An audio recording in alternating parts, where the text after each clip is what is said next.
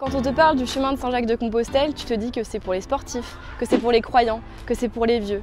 Et bien là, je reviens du chemin de Saint-Jacques et figure-toi que c'était trop cool et que c'est pas du tout ce que l'on croit. C'est beau, hein? Et ben voilà, c'est ce genre de paysage que l'on croise sur le chemin. C'est ce que j'ai vu en marchant pendant 5 jours du Puy-en-Velay en Haute-Loire jusqu'à Aumont-Aubrac en Lozère. C'est l'une des voies les plus jolies et fréquentées du chemin. Mais on peut partir de plus haut, de Belgique, de Suisse, de Paris. Il y a plusieurs voies pour y aller. Bah, libre à toi de descendre, et soyons fous, d'aller jusqu'à Saint-Jacques-de-Compostelle en Galice, dans le nord de l'Espagne, ce qui nous fait, depuis le Puy-en-Velay, plus de 1500 km, 8 départements français et 3 provinces espagnoles traversées. Pas mal, hein? Pas besoin d'avoir grimpé le Mont Blanc pour se lancer. Mais il faut être bien équipé et bien entraîné. La base, c'est des chaussures hyper confortables, à ta taille et déjà un peu utilisées. Sinon, je t'assure, ça va être la fête aux ampoules dans tes pompes.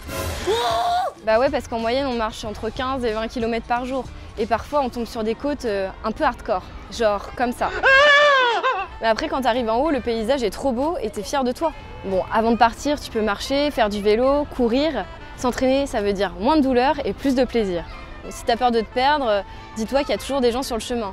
Et en plus, il est très bien balisé. Il y a aussi des guides super bien faits. Celui-là, c'était clairement mon meilleur pote pendant le voyage. Tu peux dormir dehors, mais il faut prendre une tente et ça fait plus de poids dans le sac. Donc moi, j'ai dormi dans des gîtes. Parfois, sur place, on a accès à une cuisine, mais si t'es un peu feignasse comme moi, tu peux choisir la demi-pension. Tu arrives et on te sert un bon repas avec souvent des spécialités de la région. Au total, j'ai dépensé 30 € par jour. C'est très correct, mais si tu comptes marcher longtemps, ça fait un bon budget quand même, hein. Saint-Jacques-de-Compostelle, c'est surtout une route spirituelle liée aux valeurs chrétiennes. La solidarité, l'ouverture d'esprit, le dépassement de soi. Quand on marche, on réfléchit à sa vie, on rencontre des gens, qui sont d'ailleurs souvent des jeunes, genre la vingtaine-trentaine, ou des retraités. Donc finalement, pendant ce voyage, j'ai pas parlé une seule fois de religion. J'ai juste croisé pas mal d'églises et de coquilles Saint-Jacques. Voilà, maintenant tu sais tout sur Saint-Jacques, t'as plus qu'à te mettre en route. Et si jamais tu l'as déjà fait, bah raconte-nous!